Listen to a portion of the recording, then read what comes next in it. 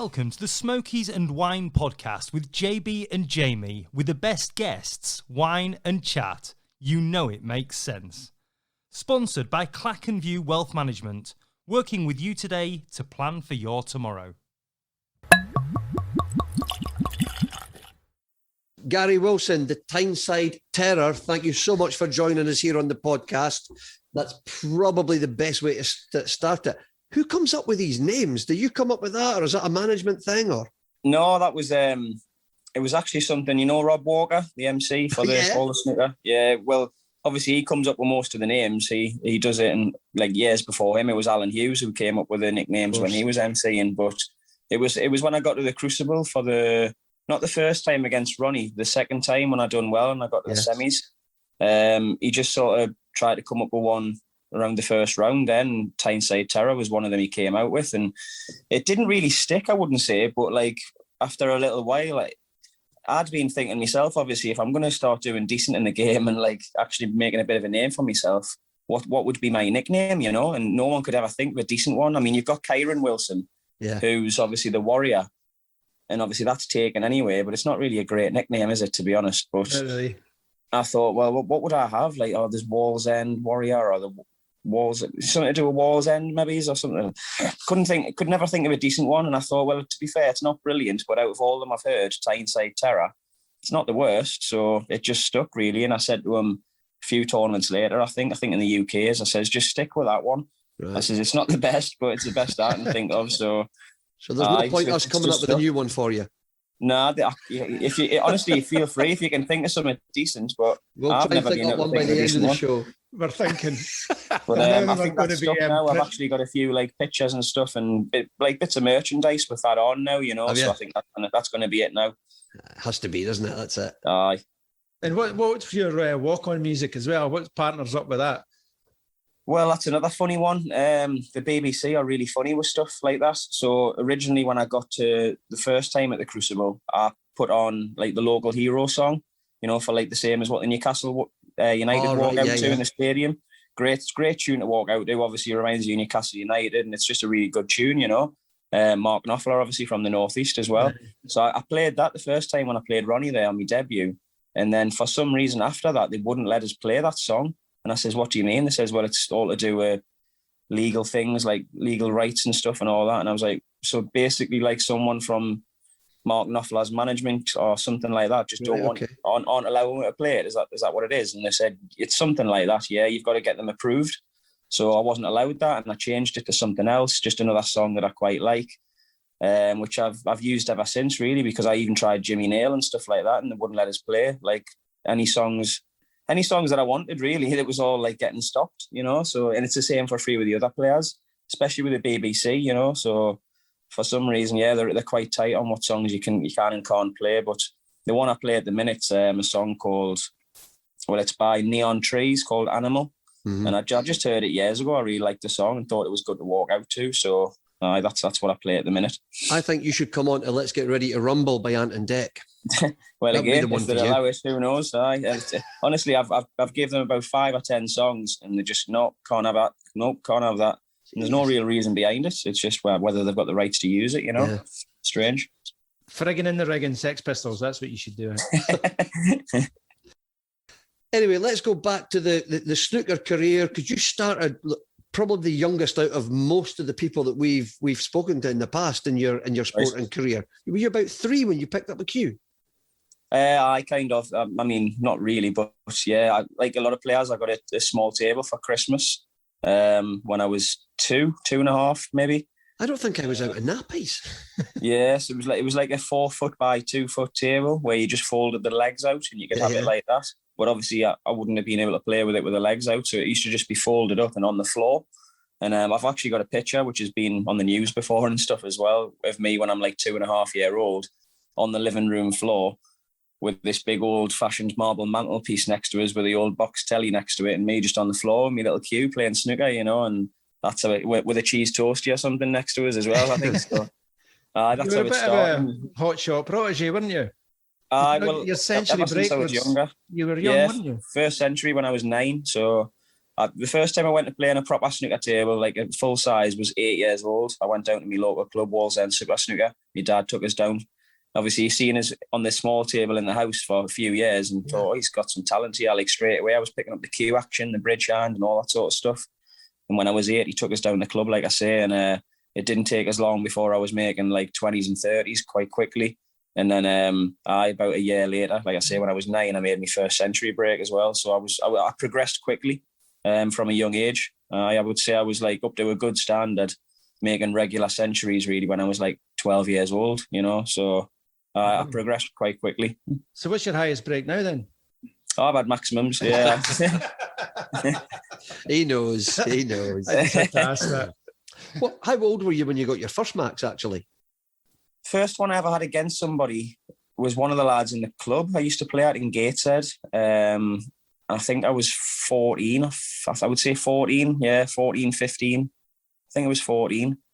The first one I ever had like on my own, I was 11 years old. Like just playing on your own, like playing a frame with yourself on your own. But actually playing somebody like in a, you're not competitive, but just in a club game. Yeah, I think I was 14. And then after that, when I was 15, I was starting to get them a bit more regular. I'd have like maybe 3 or 4 a year when I was 15 or something, which isn't a lot, but when you're young, you know, you're making a few. You know, I started getting the habit of making them then. By the time I was 16, 17, they were quite regular. Yeah. What was the buzz like when you got that first max then in the club? Because I don't know how many players of your standard are in that club, but was that the first maxi anybody's had in the club? Or no, wait, there's quite a bit of tradition in Gateshead Snooker Centre, to be honest. You had the likes of, I don't know if you've heard of these players, but there was old guys called George Wood, and he used to be a player years ago who didn't do too much in the game, but he was a top amateur player. Right. Another one was Neil Mosley, so he was like world amateur champion. He turned professional as well. He won like the world amateur, the European amateur, the English amateur, CIU, all in the same year. It was a record at the time, I think. Wow. In 1992, 93. So there was some established like names from that club. Obviously people had played them and seen maximums, but I was starting to come through when they weren't playing anymore. And yeah, the lad I'm talking about in question, I think it was Serkan. He's a lad from the club who's played there for years and years, and I think it was the first one he's ever had against him, you know, so it was good for the both of us. And what happened to those two guys? That guy you mentioned, Mosley, you said was really good. What happened to him? Did he not want to go pro or anything? Or? He turned pro, so once he'd won all them amateur titles and all that kind of thing, he turned pro in the early to mid-90s. And it just didn't really work out for him, I don't think. I mean, he used to work behind the bar as well when I was playing. So he'd kind of finished by then, and he was starting to see me come through and trying to help me out a little bit. We'd have some chats at the bar about this, that, and the other. And, you know, he'd always like help us out with the little things. And yeah, he just sort of, he turned pro. He struggled. I think he just struggled to win games and fulfill the potential he thought he had. I think he would tell you himself, he didn't bottle it or anything, but I think he just didn't feel like he could play the same game he knew he was capable of on the professional level. Yeah. And it just didn't quite work out for him. A question on your technique as well, because you know how you cue across, like your chins across. Has that always been the case, or is that natural? Basically always, since I was 9. For some reason, when I was very young, it wasn't the case. Like when I first started playing on a full size, like I say, when I was 8 years old, I did actually have my chin on the cue for a very short period of time, but quite quickly, I think it slowly started moving over. And there's a video of us when I was on the news down at the Crucible. I got invited there when I was 9 years old to like speak with David Vine and have a little practice on the tables. And there's even a little video of us there and pictures of us there with a cue across on the left-hand side. And I was only 9 years old. So it must have been something that obviously when you're starting out kind of thing, you always have your chin on the cue, but it just naturally moved straight away. So I knew it wasn't something I was forcing. It wasn't something I'd done on purpose or anything. It was the way I was naturally meant to play. So I just let it happen. Now, coming through then, like say you're talking about the century breaks and the maximums, you were on Junior Big Break a few times as well, weren't you? In your younger days? Again, like my old coach, Stan Chambers, who's just sadly passed away the last couple of weeks as well, going to his funeral last week there. He was basically a Northeast legend for snooker. He was an absolute ambassador for the game in the whole area. But he actually coached me when I was younger, first come through. Like I say, when I was in the club at first, with my dad, he spotted us straight away, got into his coaching schools on the Saturday mornings, going there all the time every week. And he obviously seen in me some talent straight away, and he really wanted to help us as much as he could. And it was him that actually got in touch with the BBC and got us onto that junior big break the first time when I was 9 years old. So obviously a lot of credit goes to him for a lot of things that I've been able to do as a junior, especially, you know, because he was always there trying to push for us and get us to do these sorts of things. So yeah, 9 years old when I went on the first time, and then obviously they invited us back again another 2 more times after that for the second and third series of it was called like the junior big break stars of the future or something. Yeah. So 9, 11 and 12 I was when I played on them. And what's it like? Can you take it in at that age, just, you know, what's going on, or is it just oblivious to how big a deal that was? Yeah, the first one when I was 9, not really. It was all like really not scary, but like all dead new to us, and you know, big TV atmosphere and everything, big crowd. And I'm only 9 years old, and I went on like sitting in my chair with my legs wobbling around. I can't even get my feet on the floor or anything like that, you know. And obviously, I know what I could do on the snooker table. So all I was thinking of there was just get me on the table and let's pot a few balls. You don't even really realise what it all entails at that age. And but in looking back, it's obviously great experience at the same time as well. I was experienced in sort of TV atmosphere at 9 years old, which is just priceless. You can't buy that, you know. So it's probably held us in good stead in the next few years. Can we find it on YouTube? Yeah, you can. It's on somewhere. I don't know if it's on. I've actually looked on YouTube. There's a lot of big break episodes on YouTube, but not the junior ones for some reason. I don't know why, but I don't know if it's there now. But I could never find it. I tried a couple of years ago. Surely you've got it on VHS somewhere. And you can I've got a video of it. They gave away a video, like every one that's on, they give you a video for it, and I've got that somewhere. I've still got like boxes of videos, man. Like, not kidding you. There's 2 big cardboard boxes of VHS tapes in the loft that when we've been moving all sorts of stuff around, I've been sort of digging through, and I've found some old videos of when I was on the news and stuff. And like I say, a big break. There was even my first, what you would call half televised game when I qualified for the Grand Prix. The first time I turned pro, and I was only 18 or 19 years old, and I played Steve Davis. So I've got some videos somewhere, and I've like for the life of us, I can't find any of it on YouTube. I don't know why they haven't like sort of put them on there, because they've got all the other episodes from the main series. Now, you did have a pretty decent amateur career though, because you were the under 18 UK champ. Was it twice you won that? Yes, so obviously when I'm getting a bit older, then I was going like 11, 12, 13. By 12, 13, I'm starting to play good stuff, as in like on my day, I'm capable of like playing professionals, making hundreds and probably winning matches like that, you know. But obviously it's consistency at that age. But yeah, I'd won the under 15s, the under 18s, like a lot of junior tournaments as well, like not just the main like national ones, like monthly, when you would go to like monthly pro-ams, like monthly junior tournaments as well in Leeds and Leicester, and they used to run loads of junior tournaments there. And I would, especially in Leeds, I would generally win them virtually every time. And down Leicester, I would put on a good performance and win a fair share of them as well, you know. So I was definitely established at the time as one of the better juniors. I was gaining confidence year by year, just on the fact that like I was bossing things quite a bit, you know, as a junior. And by the time I was like 16, 17, when you were saying I won the under 18s twice, that was when obviously I was wanting to push on and turn professional, but it didn't quite work out for a year or two. I left school at 15. And my mum was a little bit like, well, what are you going to do? And I said, well, obviously I want to play snooker. Well, great. So do they all. But like, really, like, what are you going to do for now, though? I was like, well, I'm hoping I'll get on the tour next year. And luckily, she sort of gave us a bit leeway for 2 or 3 years, because it took us until I was 18 to actually get onto the tour. And luckily, I managed to get on from the challenge tour the first time of asking. So I did turn pro when I was 18 at least. So it was a year or two when my mum was probably on my back a little bit, like, well, you're going to try and get a job or at least do something part-time as well. In the first year or two, I was like, nah, I'm just playing snooker all the time. So, yeah, luckily it kind of worked out for a bit, but then all went pear-shaped a couple of years later. But I think that's the thing, though. A lot of people would imagine, right, you're on the main tour, the hard work's done. It's just really beginning, isn't it? Well, yeah, because it's not like big sports where you're making money. With snooker, especially at the time, how bad it was, the pro game at the time when I turned pro the first time, that was, like you say, that was just the start. Once you're getting on, all you're doing there is giving yourself the opportunity to possibly do okay, you know. And I was winning. What year would that have been, sorry? when you turned pro first time? What year? 2004. So I just won the World Under 21 Championships in Ireland. And yeah, so throughout them 2 years, when I was 18, 19, 20, on my first couple of years on the tour, I won matches. I done okay in the first season. I stayed on because you didn't get a 2-year card then. It was only a 1-year card for everybody as well. So it was even more cutthroat. You had to make sure you were sort of in the top 64 or the top 8 on the 1-year list to stay on the tour. And you only had 1 year to do it, you know. I managed to scrape in on the 1-year list after my first year and then just struggled again the second year. I struggled the whole of the 2 years, really. But like I say, winning matches here and there and doing okay in some and not so good in others. But the prize money was terrible. You know, Yeah. I probably earned about 6 or 7 grand in 2 years. How'd you survive?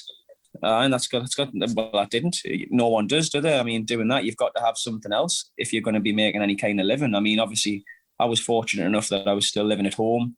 I didn't need to worry about bills, kids, anything like that. You know what I mean? It was just seeing if I could make a decent living out of it first, and I didn't. I made enough money to scrape by. I had a part-time job at the same time, pulling pints. Yeah, it was tough, and then dropped off the tour after my second year as well. So that was even more devastating. You know, I'd struggled for a couple of years, thinking, "Come on, like you're better than this. We need to push on here." And then you drop off. I dropped off by 1 match as it happened in the World Championships, and I'll never forget it because I got beat off a lad called James Tatton, and it was 10-8 he beat us, but it was 8-all. And I remember he fluked frame ball in both of the 2 frames to go 9-8 and 10-8. Which you can't blame. Like that, I never blamed that for losing. I just wasn't good enough at all throughout the whole game, really. It was a struggle. It just summed up me 2 years, to be honest, and I was devastated because obviously I was off the tour then. And again, it wasn't like what it is now, where now if you drop off, you can bounce back straight away in the following Q school and try and get yourself straight back on again. You couldn't then. You had to wait a whole year knowing you were going to have to play in the amateur tournaments instead and wait till the following year round before you could try again to get back on. So I was like, oh, what am I going to do for a year now? I'm literally going to have to start getting a job now. Like, this is time to grow up. You know, I'm like 20, 21 years old and need to get a job because I'm going to have a whole year of amateur tournaments where, yeah, I might do all right, but I'm realistically going to be earning no money. So what's the point? Like, I'm going to have to do both. I'm going to have to just play snooker and get a job. And that's when I started doing more bar work, worked in my local pub. I even worked at the factory that my mum used to work at, Findus. Yeah. I used to work there for a year and a half as well. Like, so when it went from 6 till 10 in the morning part time to 6 till 2 full time. So it was just getting more and more to the point where I'm thinking, all right, it's actually okay. I'm earning a bit of money, but yeah, the snooker sort of had to take a back burner. Like, I was playing in everything I could. Still, obviously, my ambitions were there to turn pro again and fulfill what I believed I could do because I knew I hadn't done that yet. But it was kind of in a way getting harder and harder because I was having to work more. And I was almost turning into a normal person, if you know what I mean. Like the snooker aspirations were going out the window, and the work and life was coming into it. When I started taxiing when I was 23, so yeah, it was like I started thinking, well, whatever it'll be now. I'll try playing snooker. I'll try my best, but I'm a taxi driver. No, it was a strange transition for a few years. It really was. And see all the travel you have to do when you're a pro as well. Where'd you get the cash for that? You know, I know you travel more now than back then, but you still have to travel around. It's not cheap, is it? Yeah, no, it's not. But back then it wasn't like, because there was only 6 tournaments a year, really. The travelling side of things wasn't that bad. It was always down in Pontins in Prestatyn, North Wales. That's where they had all the qualifiers for, pretty much. So, but with only being, I think there was only 1 China tournament back then, the China Open. And I never qualified for it anyway. So I never travelled anywhere other than North Wales and somewhere in England, really. So the travelling costs for me actually weren't that bad. But if you did have to travel, you'd have to pay that yourself, yeah? Yeah, it's like you have to pay. It's like being self-employed. It's the same thing. So yeah, you pay for everything yourself. But back then, the prize money probably wasn't good enough to like cover much. I think if you qualified for, say, China back then, and you paid for everything yourself, there'd be very little left over for yourself unless you won another match or two. You know? Poison chalice, wouldn't it, going all the way out there and getting beat in the first round? To be honest, the Australian Open used to be like that. It was great in theory, but the prize money, the way they taxed you, I can't remember the exact figures, but you used to end up getting taxed nearly 40% of your money. And it actually, believe it or not, worked out that there was a couple of qualifying rounds you had to play, not just one. I think it was 2. So it worked out that if you won your first qualifying round, you would sit there and work it out and think, hang on a minute, if I win the second qualifying round and I go all the way to Australia, Melbourne to play, and then I get beat when I'm over there, it actually works out I've lost money.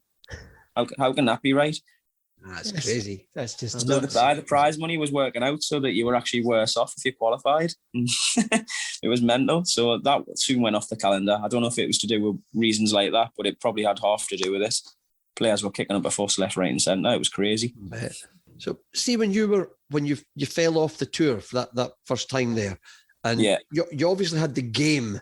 You know, you were good enough. What is that small 1 or 2% type of thing that makes the difference between those that really kick on and those that just drop off that tour? Because it's such a cutthroat thing. You're all of a good standard. It's a mixture of a couple of things, I would say, in my opinion. One, you've got to have the ability to start with. Now, obviously, anyone who turns pro has got an ability to a certain extent, haven't they? But there's some that are just sort of maximising what they've got out of themselves and they're never really going to get any further. And they're the ones for me that you'll see keep dropping off the tour and back on again and dropping off and back on, yo-yoing on and off all the time. They're good players, but they're kind of reaching their potential almost, like there or thereabouts.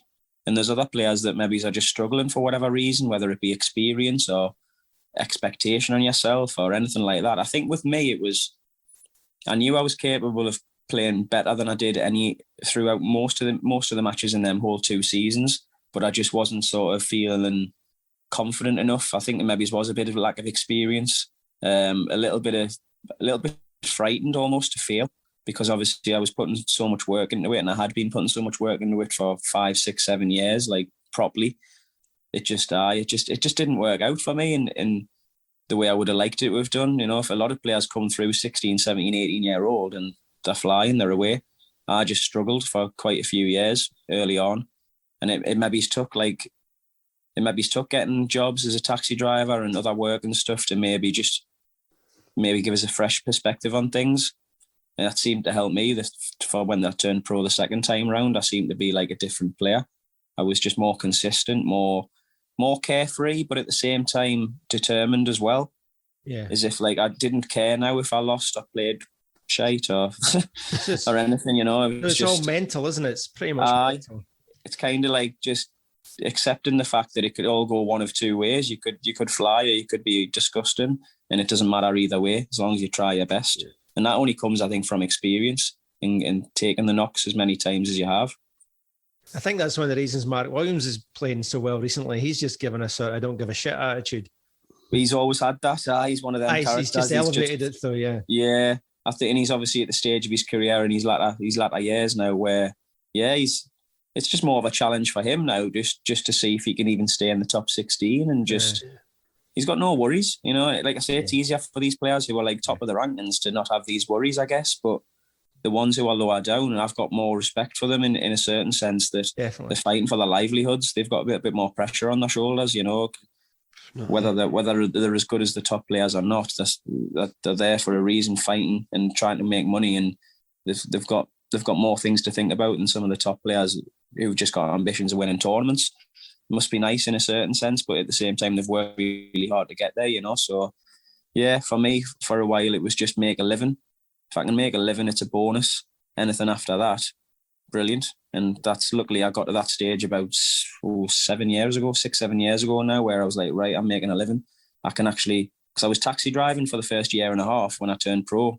The second time round, 2013. Right.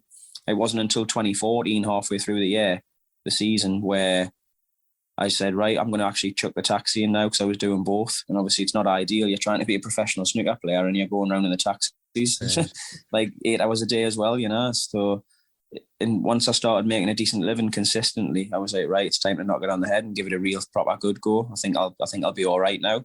And in a way, it was such a relief just to get to that stage where I'd never been before, where I can just rely on playing snooker to make me money. And it's something I felt I should have been in that position maybe 7 years before that, you know. So, yeah, just everything's a bonus from that point, I guess. Now, everybody's different with their practice regime, but how often, like, what would you put in a day's practice? You know, I've heard different stories, 2 hours, 8 hours. What would you do? It varies. I mean, if I'm playing consistently leading up to tournaments, especially now, a bit more now than what I did. I've got my own table to myself. I sometimes go in 10, 11 o'clock and finish at like 5, 6 o'clock. So I'd say on average around 8 hours a day if I'm doing it properly. So I'm utter shite at the game, so I need to do more than an hour a day. Yeah, definitely. Right, okay. I would set aside 10 hours if you can.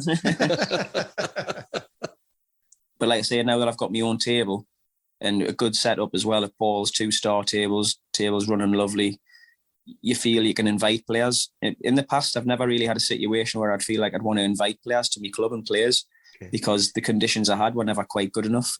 Players wouldn't want to come and practice. Like, don't get us wrong, they were decent enough, but you weren't playing on a star table. You weren't playing on the right conditions.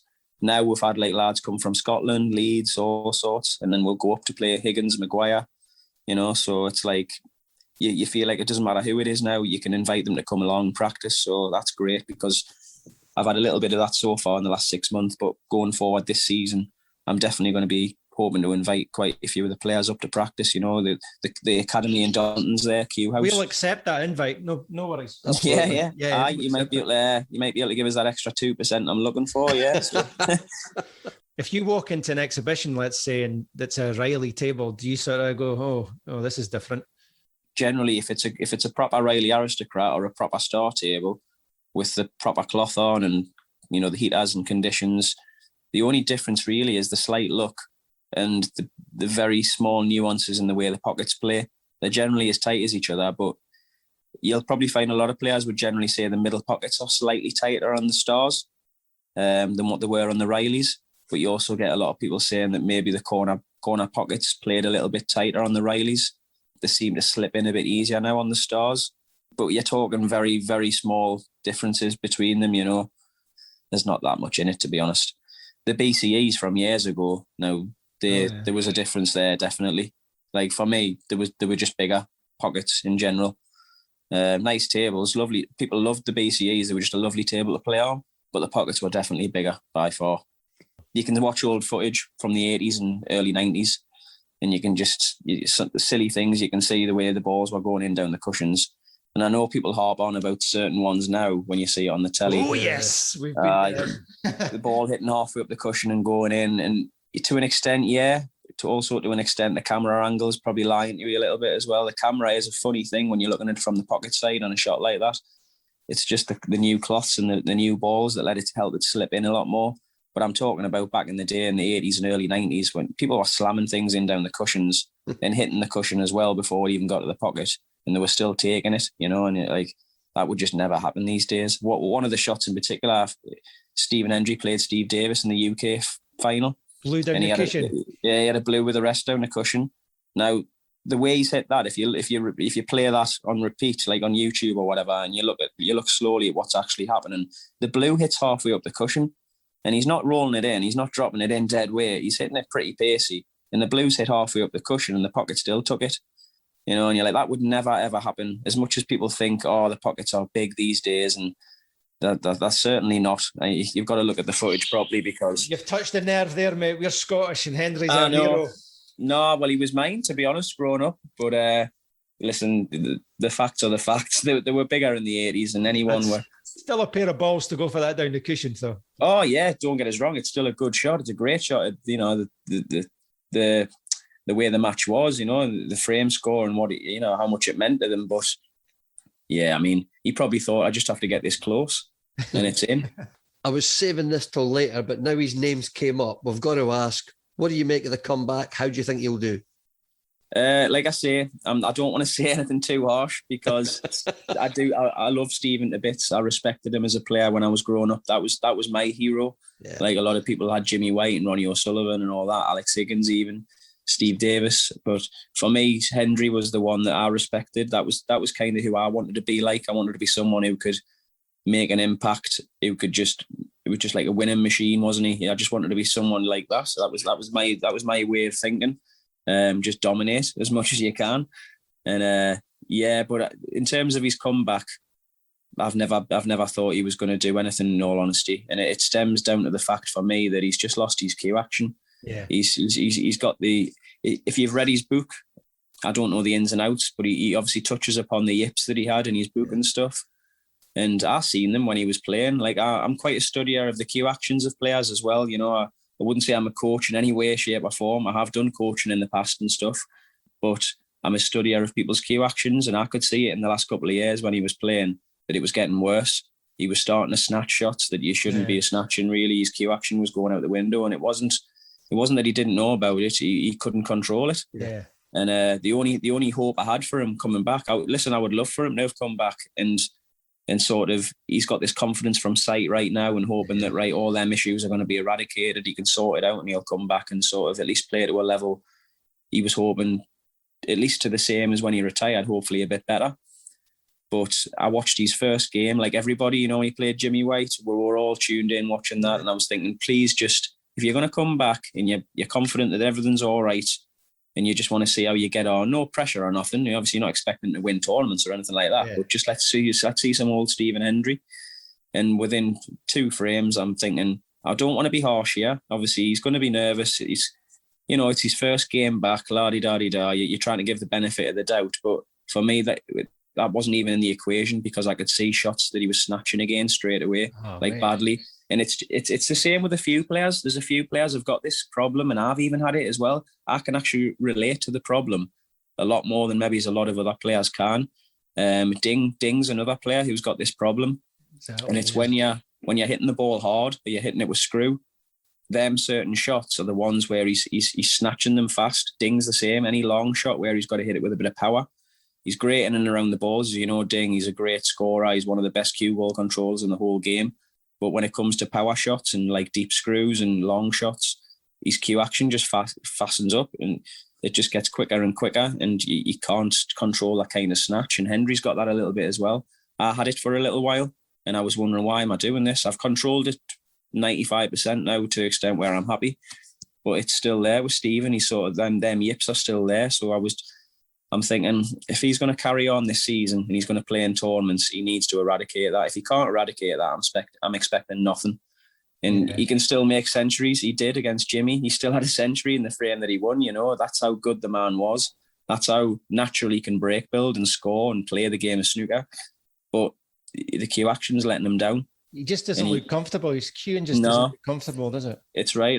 You can see it visibly if you watch him. Like the softer shots and the more controlled shots, it's still there a little bit. He's controlling what he's doing. As soon as he's hitting the ball hard and playing like a deep screw or something, he just throws his cue at it. He's not wanting to do that. He just can't control it, you know. And that's where I'm looking at it and I'm going, no, you haven't done it, mate. You haven't done what you'd hoped you'd do with Steve and sight right and stuff and try and eradicate that problem, because that was always what was sort of letting him down. So I hope he can. I hope he can play well this season and come back a little bit, but it's not looking good, in all honesty, and that's just me being totally honest. So in summary, to be polite, you wouldn't mind getting him in the first round? I wouldn't mind getting him in the first round, but more for the reason that I've never played him before. All right. And so when I turned pro the first time, I never got to play him. And when I turned pro the second time round, he'd already just retired the year before. So I'd never managed to play Stephen in a professional tournament. And it was actually meant to be this season just gone there that I was going to. It was the WST Pro Series. It was that new tournament they sort of put on the calendar with the groups and things. I was actually due to play him. I was in his group, and he pulled out of that one. You know, he pulled out a couple of the tournaments, didn't he, this season? So I was a bit gutted. I was like, I wanted to play Stephen. Even if it was just a best of 3 or anything, it would have been nice to say, I played Hendry as well, you know. Yeah. But I never got to. So I'm hoping this season I can play him. And in all honesty, I hope he plays well. Obviously, I want to win. Yeah. But I just want to see Stephen playing the way Stephen wants to see himself playing. You know, I want to see him eradicate these problems with his cue action. I want to see him feel confident and just play it at some sort of decent level like he expects to, you know. That would be great. It would be great for the game as well. Now, you mentioned the WST, that Pro Series. You did a 147 there, didn't you? Yes, it was that one, yeah. I just watched it this morning, and it must be the most underrated reaction to a 147 ever. Obviously we're no crowd or anything. Do you know what it was? You know, the funniest 2 little bits of that are, it's me. It's a 147 I can't believe I made, because Right. The story starts within the morning before I've even started playing. I turns up at like 10 to 10. It was obviously starting at 10 o'clock in the morning for the group that day. And I've come down and everyone's wearing a waistcoat. And I'm going, what's going on here? I thought it said no bow tie. I've read in the format there's no bow tie or whatever. So instantaneously, I've just thought, it must be one of them tournaments like the Championship League or whatever, where it's just shirt and trousers. Yeah.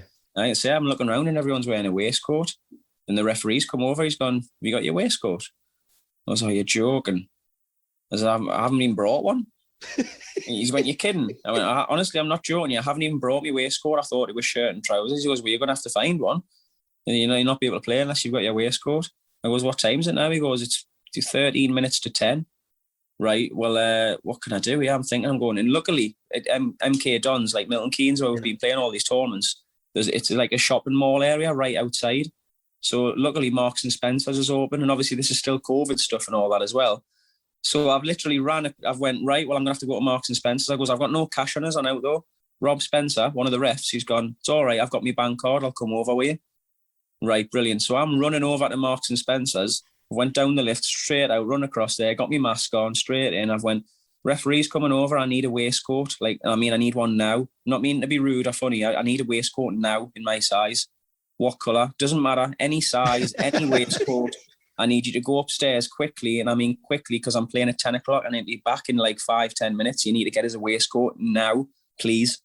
So she just went, she ran into the lift. She's up the lift, up the top there. Obviously, we're not allowed in properly. Like, they're only allowed to go up and get the stuff for you. You couldn't go in and get anything yourself, obviously, with COVID restrictions and stuff. So I'm lucky in one aspect that Marks and Spencer was even there. 2, that it was even open. And 3, that she would actually go and help us out and get a waistcoat for us. So she's come running down with this waistcoat. And it wasn't too bad, actually. It fit okay. It was roughly my size. It was a little bit on the large side from what I remember. Rob's come running in with the bank card and he's went, don't worry about it, guys, I'll sort this out. There you are, I'll sort the payment out, just get yourself across. So I've ran out while he's paying for it. And I've ran back in with like 2 minutes to spare or something. It's like 9:58 and I've come running back in like, sorted, not a bother, happy days. Went on, played me games. Obviously, there was a few games in the group. And then also I've realised as well, apart from wearing the wrong clothes, because obviously I didn't feel comfortable. You don't feel comfortable unless you're in your own waistcoat and that as well. But aside from that, I'm playing with a tip that's absolutely gone.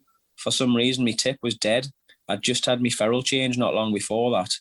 And I'd actually just had 3/4 of an inch taken off my cue, which obviously you might know as a snooker player, that's a pretty drastic change. Absolutely. So, people get little bits off the cue and on the cue all the time, but it takes a bit of getting used to, and I'd only had it done about maybe a few days beforehand, and I felt, something's wrong here. I thought my cue's dead, there's something wrong, I can't screw back properly or anything, and I actually thought I'd ruined my cue, and the lad who done it, Stewie Green, from Green Bays, he's a great cue maker. Well, he's great with cues, you can fix them, you can fit ferrules, you can do splicings and all sorts. He's a brilliant lad for doing your cue, him and Craig Fitzpatrick. And he says it can happen where if you take too much off, it can actually affect the life in your cue, like the playability of it. I says, well, I'm hoping that's not happening to mine because, Stewie, I'm not kidding you, this is absolutely dreadful. Like, it's just a dead hit on everything. I can't screw back properly or anything. He says, just battle on with it and come back and we'll hopefully find out what the problem is. Hopefully it's nothing too serious. It turned out there was nothing wrong with my cue. My cue was still fine, but he actually got me tip. And if you imagine like 3 or 4 layers of cardboard on top of each other, he sort of put his thumb on the side of the tip, scraping it like that, and it sounded like cardboard. And he goes, I know what the problem is straight away. He says, now we do with your cue. He says, you've got an absolute dud tip. He says, it's basically like having a hollow tip. Oh, I was in hollow tip. What do you mean? He says, well, basically, if your tip's like full of leather, like completely full throughout, it's a good tip. But this one's got like nothing inside it. I went, I didn't know what you mean. He says, well, basically, it's just dead. That's where you're getting your dead hit from. You can't get any reaction on it whatsoever. He says, I don't know how you've been playing with that at all. He says, that is impossible to do anything with. He says, I'm getting that off for you straight away and putting another one on. He says, I'm telling you, your cue will be fine. So I thought, well, I've just made a max for that. How have I managed that? But I knew when I was playing the shots on the maximum, like I knew all day when I've been playing in them group games, I thought I can't get any reaction here. So I'm hoping all the way through that break, if you watch it again, there's certain shots where I've got to screw back quite hard and I'm throwing my body into them. Like I'm literally thinking I've got to really get into this, otherwise this is going nowhere. Even I think it was the second or third last black with a few reds left. I'm almost straight and I've got to top it in off 2 cushions to come round for the second last red. And that's just a normal top spin shot. As long as you hit the top of the ball and you time it okay, the spin reacts easily and you come round no bother. But because I was getting such a dead hit, I was whacking the top of the cue ball and there was just no spin coming off the cue ball at all. So if you notice on that particular shot, I absolutely cremate the white. I mean, I threw myself at that shot just in the hope that it comes round. And luckily it came round almost just far enough. So I was battling all the way through that break thinking I'm not even wearing the right waistcoat. My tip's knackered. And when I made the 147, for me, it was like a little bit of a self-achievement kind of thing. I know there was no crowd or anything like that, but it was almost, to me personally, it was more of achievement making that 147 than a lot of breaks I've ever made in my career. It was really weird. And I just sort of sat down and I was still unhappy because obviously, in a sense, like I'm happy I've made the 147, but unhappy not knowing what's going on with my cue. I'm thinking, oh, what's going on here? I can't even play properly, you know? So that's probably why I've sort of just got a blank expression on my face when I sit down. And yeah, it was just like, yeah, whatever. Maybe it was a blessing in disguise. It took your mind off the 147. A little bit, yeah. Like I say, I was just sort of, it was more of a side challenge. I was more just challenging myself to be able to play the shot still with stuff that just wasn't working properly, you know. Like I say, that's when I sat down after it, and I was happy to do it, but at the same time, I was annoyed at the whole day. I was struggling, you know, so that was probably the reason for the lack of expression at all. I just hope Marks and Spencer sponsor you after that story. Oh, honestly, frightening bit. I've had a few bits of luck over the years. There's a few stories, but that was one of them. Yeah, I just couldn't believe that. I didn't even know you had to wear a waistcoat, and I've had to run to the shop last minute. Crackers. Now, you've obviously been in a semi-final at the Crucible. You've been down to the fabled one-table setup. How big a difference? We've been down as fans, and obviously we love it. But how big a difference is it to you being on a one table instead of the split screen down there? It's what every player wants to do. I mean, it's a cliche. A lot of them say that, but it is. It's like that's the setup. That's the snooker setup. That's the centre court at Wimbledon. You know what I mean? That's the one you want to be at. And whether it's the semis or the final, obviously, you just want to get there. You just want to you want to end your career knowing that you've at least played in that setup. So for me, it meant the world. Obviously, to get so far anyway, having beat Selby, like Luca, then Selby, then to play Ali Carter, knowing that I'm playing that game, to get to the one table setup in the Crucible, it just means the world. And when I done it, obviously, I was like a little bit of relief. I mean, I'd had quite a few years, obviously, battling away on the tour, not really fulfilling any potential as such, not really doing too great in many tournaments. I'd had a final in China, a couple of semis, but really not having done anything. So just to get to the semis of that and sort of fulfill that dream of like going, all right, I'm at one table set up at the Crucible, I can sort of tick that off the list now. It was just a massive relief more than anything else. So I knew that I could finish my career saying, I've played there.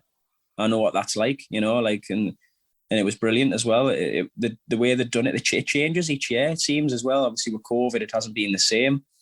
I'm glad I've done it when I did, because this last year or two hasn't been the same, obviously with lack of crowds, but even just the little things that you might not even notice, just be it the way we walked on in that semi-final. They'd done it for the semi-final with what they only normally do for the final. They were walking from the steps up above, and you could come like down the steps and everything. It was just a much better way of walking on as well. They used to only save that for the final or even the night sessions of finals and stuff, you know. So we had all 4 sessions where we were introduced that way, and it just made it that bit extra special as well, like a full packed house. First time I've ever played in the semi-finals of the World Championships, one table set up, and I'm coming in from the top corner down the steps and everything, and that was brilliant.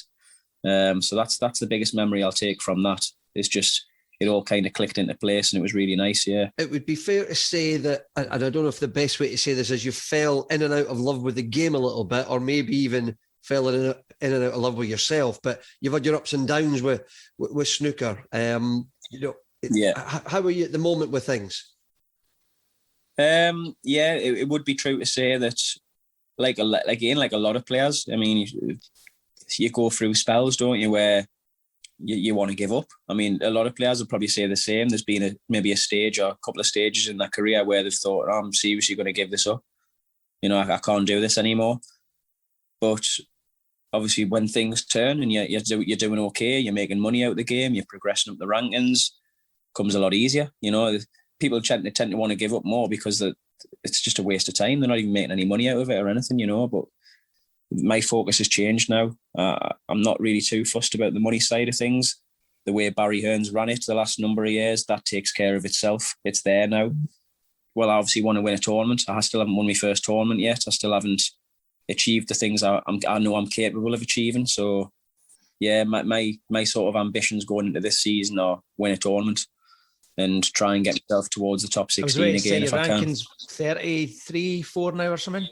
Yeah, that good run that I had in the World Championships like a couple of years ago, I knew that money was coming off like this year. I don't know if you know the way the rankings works. I'm like a 2-year rolling system.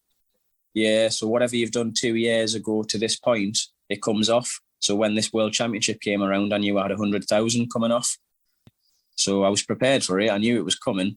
And unless I got to the semis again this year, it was always going to be a drop in the rankings. So yeah, it's disappointing. I'm disappointed I haven't pushed on from that really. But I know I'm capable of pushing myself back up there again. So I just want to hopefully have a good season this season. Hopefully COVID's more out of the way. We can get back to a bit more normality. I'm a player I've found over the last year or two that I do suit the ones where there's different venues to go to, different tournaments. It's fresh, it's different, it's new. I hated going to Milton Keynes constantly over and over again. I think it's one of them as well, though, that if you go there and you have a good run in a couple of tournaments back to back straight away, then you're all right. It's as if like, I like this venue, I can play here, I don't mind coming back over and over again. But if it's on the other hand, you're going there and you've lost your first couple of games and you're losing the next tournament and the next one. For me, it became a place where I hated going there because I just couldn't get a result. I couldn't play well for whatever reason.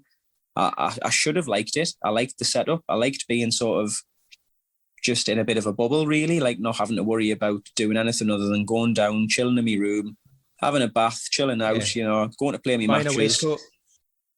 Buying a waistcoat, just relaxing though. Generally, it was my kind of thing. I'm quite a hermit when I want to be. I can easily just go to a tournament and not worry about going outside, doing this, that, and the other. I'll happily stay in the room for most of the day. So it should have suited us. But when I kept losing, for some reason, I kept going down and thinking, am I going to win here? Like, am I going to win a game this season here or what? And I didn't win many. I had a it's the worst season I've ever had. I could hardly win a game. I only won some games in the Championship League and then the Worlds. The Worlds has finished off my season a bit better. But it's been an awful season. So I'm just hoping a bit more normality comes this time around and we can start getting to some different venues again because I think that suits me a lot better, just having that fresh side of things in different places. So the confidence is still there, yeah?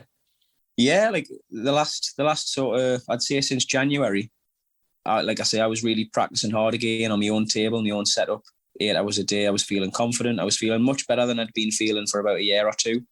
So I knew coming into the World Championships that I was ready to play. I didn't know if I was going to win. You never do. Obviously, the standard's that high. Obviously, the first round, you don't want to be getting beaten in the qualifying of the World Championships. But I got through that one. And after that, I played really well against Stephen Horwath. So I was just a little bit disappointed I didn't quite get the result I wanted against Kyron. Started off great, 5-1 up and playing pretty well. He's a top player. He's a top solid player. And you can't sort of give these players opportunities at certain times in the match and expect to get away with it. And it was just one of them games where he got better and better as it went on. And I was just disappointed to sort of end the season a little bit earlier than I hoped. I was hoping to push on in that Worlds. I felt I was ready to start playing well again like I did 2 years previous. So all in all, terrible season, but it was nice to finish off with a little bit of a high, at least getting back to the Crucible and sort of hopefully now push on this season at a bit more normality again. Do you enjoy the amount of tournaments now? Because, like Ronnie famously moaned about the grind and all that now. Do you not mind this? Do you love it? Yeah, we love it because we're not making all the mega bucks like he is, So, yeah, we bring on 55 tournaments a year for me. When you're him and you're making mega millions every year, you only want about 3 tournaments to play, and that's fine. But, we've got to make some dosh. So, I'd take one every week. If I'm going in the club 10 till 6, doing 8 hours a day, or I'm going to a tournament, well, I'd rather be going to a tournament because I've got a chance of making money there. I haven't down the club unless I'm starting to hustle a few of the locals or something, but I've got to start giving them 140 stars, so that can go one of 2 ways very quickly. I'd rather be at the tournaments, so give me a tournament every week. As long as we keep getting new territories and new places to play, then all that says is that the game's getting more global and more popular, which can only be better for us because we're going to be making more money and going more tournaments. So, as long as you keep coming back to Scotland. Well, I'd love to come back to Scotland. The obviously the Scottish Open, we missed it. We didn't get to do it in Scotland. Obviously, it was Milton Keynes again, wasn't it? But yeah, I like that. I like that tournament. I like the Emirates Arena, and my family's half Scottish, so I know the area quite well. Ginger thing. There we go. Probably. Well, it's funny that my cousin put something on Facebook the other day. She's done one of these tests. My dad's side's English, as far as I was aware. Like, he was born and bred in Wallsend, but she's done this. You can do this sort of DNA test thing, can't you? Where you pay like 70, 80 quid, and it traces back like where your ancestry is from and all this. And it turns out I'm Irish. There's a lot of Irish in there as well. So I think I'm and there's some part of France as well or something. So I'm Irish, French, English, Scottish, the lot. I don't even know what I am, to be honest. But yeah, that was a surprise. It turned out there's quite a bit of Irish in us apparently as well. So I've got my mum's side who was Scottish and my dad's side who I thought was English. I was actually English and Irish and all sorts. So that's why I'm mixed up. I've got like darkish hair, ginger beard. I don't know what I am. Now, you've brought up hair. I'm going to have to ask. I haven't got any. No, you don't. Obviously Neil Robertson's had the big, huge barnet when he was playing there. But yeah. I've seen a couple of pictures where you've had what we can only describe as the reverse mohawk, where you've had the old Mohican coming out the back. We'll call it the back hawk. That's what it was. What was that all about? Just boredom. I mean, when I used to have hair, like a long, long time ago, I mean, you might know yourself. I don't know when you started losing a bit, but I was like 19, 20 years old when I could start seeing a bit of a receding hairline coming in, and I was devastated, thinking, oh, don't let this be the start of looking like my dad because he's bald as well. And I'm thinking, oh, no, this is it. And when I had hair at that stage, though, when I was younger, I used to get it like dyed, not like Robertson, but that kind of style. I had a sort of like sticky up blonde kind of hairstyle, like a lot of people did in it like 15, 20 years ago. I had that kind of hairstyle a lot. But then I couldn't keep it up very much because my hair was starting to recede more and more. So my hairstyle was getting shorter and shorter. I had to try and like keep that looking okay. And then in my mid-20s, it was just like a waste of time. The patch at the back started coming as well. No, oh no, that's definitely the end. I've receded already a bit, and now I'm getting the patch on the top. I thought, oh no. But whenever I could, I would always have fancy hairstyles, daft colours, like just boredom and just expressing myself a bit, I guess. But yeah, so I thought, well, what am I going to do? I've been bald for a while now. And I thought, I'm getting bored. And I was chatting on to Elliot. And it all started really, we were just in the club talking about characters of films and stuff. And do you know the film Kickboxer with Jean-Claude Van Damme? And he fights the Thai bloke in it. He was, at the end, he was basically got a fully bald head, other than this one part where it's just a big black ponytail, big long black ponytail, but the rest of it's all shaved and bald. And we were just laughing about him and stuff. And he goes, you should grow a tongue po, I goes, what do you mean? I've got no hair. He says, well, you can grow it at the back. I goes, well, I suppose, I mean, I've got nothing on the top, but I can still grow it on the back and the sides, no problem. I thought, well, I'm up for doing something daft. Like it's been a good while since I've had like a decent hairstyle, and if I kind of do out on top, I might as well try and do something with the rest of it. So it started that was always the main goal, was to grow a tongue po, grow a ponytail on the back of my head. So it started with just going down to the hairdressers that I'd used for years. Like I say, I used to have daft hairstyles all the time. And he's dyed my hair all sorts of colours, all sorts of different weird cuts and all that. I comes in this one day, I goes, Tom, we're going to do something mad, right? I've grown my hair, so my hair, if you imagine on the back and sides, was probably that long. And like, wasn't nothing on the top, obviously. I says, right, we're gonna leave that on the back. We're gonna leave like a landing strip on the back, basically, because I've got a plan. So just leave that on the back and shave the rest of it. And so at first I thought, well, to not have it look so stupid, and it's obviously too small for a ponytail, I'll just keep it like as a back hawk. So I'll just keep that whole section and just stick it up and maybe dye it different colours. So that's how it started. I went to China, I think, and it was red. I had like a big red back hawk, and then I had it green, I had it yellow.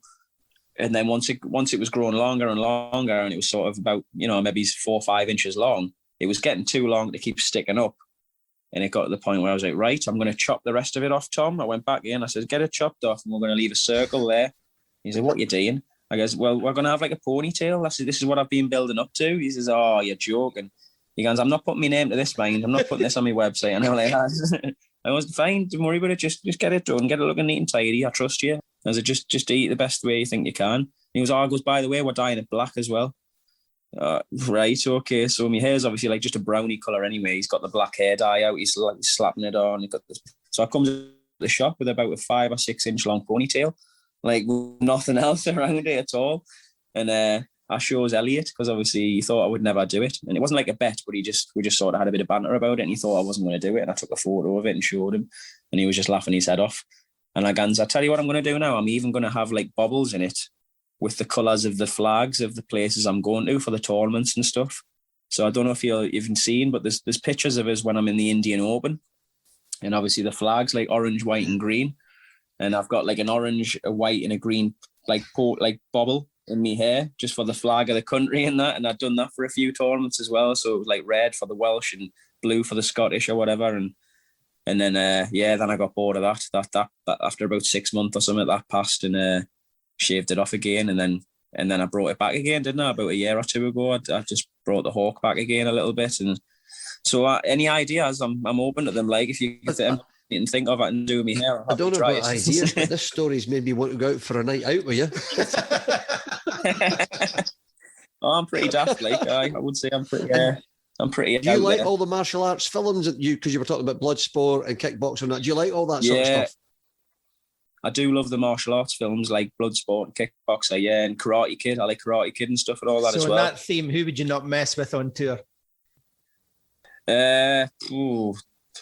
Tough one. I mean, I bet you Maguire's a handful, mind. I bet you when you get... He's a lovely bloke, but I bet you when you get on the wrong side of him, he's a handful. He's a bit of a chubster, though. He's carrying a bit of beef. He's put on a bit of timber in the last few years. I'm sure he wouldn't mind us saying, but he's probably a bit of a handful. You could take the captain, though, couldn't you? Yeah, definitely. Don't mind that. There's a bit of anger there, isn't there? He's a feisty character. Feisty, which I can relate to. I'm pretty feisty myself. But ginger thing. You should actually call yourself the Ginger Ninja if you're into Cobra Kai. The Ginger Ninja, aye. Exactly, it's a good one. Come out with a bandana. That'd be amazing. Instead. I'd love that. Brilliant. Right, there's a plan. Bandana, one of the next one. Daft things, but yeah, that's a one. Put a bandana on. I might give that a try next. It's all yours. That's on us. Did you ever play the old Tekken games on the PlayStation? Yeah. The old fighting games, Tekken. Well, there's a character, the main character, and that's called Hayachi. And he's got a bald head like me, but on the sides, his hair sticks right up on both sides like that. You remember him? Yeah. So that was the one that was talked about not long ago, that if I was to grow my hair again, I'd grow a Hayachi. Wow. So there'd just be big spiky hair on both sides and on the back and that as well for no reason, just other than to do it for a laugh. Certainly. So that might come next. We'll see. I want to finish up just asking a couple of questions on in particular shots. We're a bit snooker geeky, so we'll drill it down to a couple of shots. One of the ones was the infamous game against John Higgins, where you missed, was it the blue? And then you did the... Oh, right. Yeah. Would you say you were conceding that frame, or was that just frustration and lashing out? So obviously I didn't intend to concede in my head. That was just me lashing out. That was me just seeing red for a couple of seconds and just lashing out. And obviously once I'd done it, I had to start thinking about how I'm going to handle the situation, because it wasn't my intention to concede as such. So yeah, obviously, I mean, it's been talked about a little bit, and I've talked openly about it that I was going through a bit of depression for a while, for quite a number of months. And this was sort of getting towards the end of that, but I was still feeling pretty bad about things with snooker, with life in general, like all sorts, and just in that game against John, it just sort of all came to a head and it exploded a little bit, and missed such an easy ball in the middle. And just when you see red for a couple of seconds, I missed that ball and I just seen red. And the first thing that's front in your mind was just twat it red. Just hit it as hard as you can and just release some anger. Like I just felt I had to do it on the spot. As soon as I've done it, and it's obviously flew in the corner and it was a foul. Well, the first thing I've thought is, what am I going to do here? The ref's asked is Paul Collier. He's going, Is that a concession? Now, my first reaction to that in my own head was, well, no, it's not, because I didn't intend to concede. So I didn't know what I was doing, but I thought I'll just go with what I'm feeling and being honest to myself with. So my answer is no, it's not. It's just a foul, and I'll just go from there and see how it progresses. See how he wants to deal with the situation, you know. So I says, no, it's not. It's just a foul. He went, just a foul. I went, yeah. So if he's asking us the question, I've given him the answer. Where do we go from here? And he's accepted that. And then obviously from there, I'm thinking, well, that's not fair on John. How do I sort of rectify that side of things? And I've obviously apologised to John straight away and says, look, like, really sorry about that. It's just you know what it's like when he was like, Gary, I know happens to us all. He was just sitting in the chair saying that, you know, at the end of the frame. But during the frame, I thought, to put this right, I'm going to have to put the ball over the pocket or something, or not so much concede, but kind of concede at the same time without giving myself a fine. Because that was the other thing I'm thinking. If I do concede as well, it's an automatic 250 quid fine. Now, I didn't want to pay that. Not that it was a lot of money, or, you know, to do with that side of things, but I didn't want to be having to go through that. You know, like for me, it was just a case. Well, I'll just not concede officially, but I'll kind of concede anyway by sort of handing in the frame. And I thought that would be the issue, hopefully resolved. But obviously, when you get to the technicality of the rules, I still got an email a few days later anyway saying you've breached the rules. Yeah, you've breached the rules in that, one, although you didn't concede and you did try and rectify the situation, like morally kind of thing, you've breached rule articles such and such .1 or whatever, which says that you've got to try your best at all parts of the game, and that obviously by effectively rolling a ball over the pocket, you've not played to the best of your ability. And so I was still done on the rules anyway, even though I didn't concede, and I still got a 250 fine anyway. Right. So, yeah, you just take it on the chin. I mean, there was no way around it. I took it on the chin, and it is what it is. But yeah, it's all the gambling things, isn't it? They're just trying to keep their nose clean, isn't it? But yeah, I see. I have no problem with that. If it's in the rules and it's stated quite clearly in black and white that you can't do this and you can't do that, then I'm 100% fine with it. Yeah, I didn't intend to concede. Yeah, I didn't feel like I've done anything wrong as such. I've still let it. I've still sort of, in terms of the sportsmanship of the game, I've still given him the frame and hopefully just let things carry on from there. But I can see the other sides of it. I mean, there was scenarios come up, well, what if you'd done that when there was so many points in the game and that meant that you now needed snookers? Well, obviously me as the player, I would still try and rectify that situation by kind of handing the frame.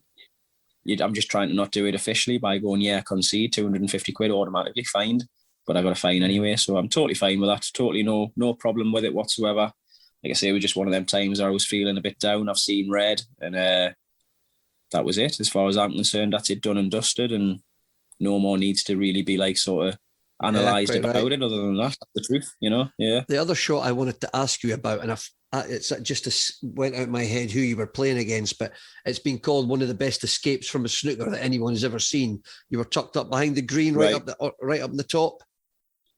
Yeah. I'm like right near the cushion, and it's got a thread through a couple of colours and come down and hit the reds. It was a very good shot, that, to be honest, but it wasn't the best one. The best one for me doesn't get talked about as much as that one. The other one was where I've had to come off a couple of cushions and literally rest on the red. I've seen that on the right hand side. But you have to be dead weight. If I don't get that right, and I come either side of the red, I leave him a shot on, and he's already 20 or 30 ahead with balls tied up as well. So if I didn't get that escape right and land right on that red the way I did, I could have lost the match there and then. So it was actually, for me, it was a much better shot. Right. For our listeners, I'm going to post them on our website so you can see them. Absolutely. Because they are cool. Final question from me. Jamie might have more, but it's been well documented how frustrated you'd been by it. How's the house coming on? Is it finally finished? It's not finally finished, but it's getting there. Like I say, I'm sitting in the games room now, so obviously it's been an absolute nightmare, as you'll have heard, but we're getting it pretty much sorted now. It's lovely, you know. It's now special. It's just a semi-detached house. It's now massive or special, but to us, every room's got its purpose now. The only way I'd move now is obviously if I started doing really well, making mega money and getting to the point where I'm like, right, we can get our last forever home then. somewhere with maybe a much bigger garden and, like a proper nice house in it. But we're more than happy where we are now and what we've done to this house. It's got everything we need. You said, so that'll do for games room. You got a table at home, like a pool table or anything like that? No, we wouldn't have the space. Like I say, and plus I'm not even that bothered about having my own table at home. I actually like the idea of going in the club. It's more like a work kind of environment, if you know what I mean. And I've heard stories of players like Higgins even in the past where they just get lazy with that table at home and they don't even end up playing on it. Yeah, I'd rather go down the club, to be honest. I'm happy to not have a table ever, really, in my own house. That's fine by me. Subject to pool, I just mentioned pool there. Do you ever play pool when you're on a night out? Aye, sometimes, like, not so much games of pool, but like killer especially. Yeah, well, maybe all chuck a fiver in or something and have a game of killer or something. You just think it's a toy that, like pool? It's just shit, isn't it? It's shite. It's not snooker, is it? I mean, don't get us wrong. I respect the top players like I do in any sport. I respect them because at the end of the day, pool is an easier game. We know that it is an easier game, but in one sense, you've almost got to have more respect for the pool players because, especially like the 9-ball players and stuff like that, the table's so easy in a sense that if you're going to like do well at that game, be world champion or dominate in any kind of way and be top of the rankings, you have got to not miss ever. You've got to be consistent. Yeah, like every rack, you've got to be consistent over and over again, not miss any easy balls, because if you do, that can be your last shot. And that's where I've got the respect for that game, is just the intensity, the level that you've got to keep up to over and over again. We all know it's an easier game. We all know it's, you can miss balls and still pop them and stuff, but it's not really about that. Then it's about keeping that level over and over again. Gary, this has been brilliant. Thank you very much for the time that you've spent with us. We'd love to get you on when you win that first tournament. We'll get another chat with you. Hopefully that'll be next season. All the best with the wedding next year as well. Thanks, mate. Hopefully. We've postponed it once. Hopefully we don't have to postpone it again. Crossed. But thanks very much. All the best and thanks for coming on.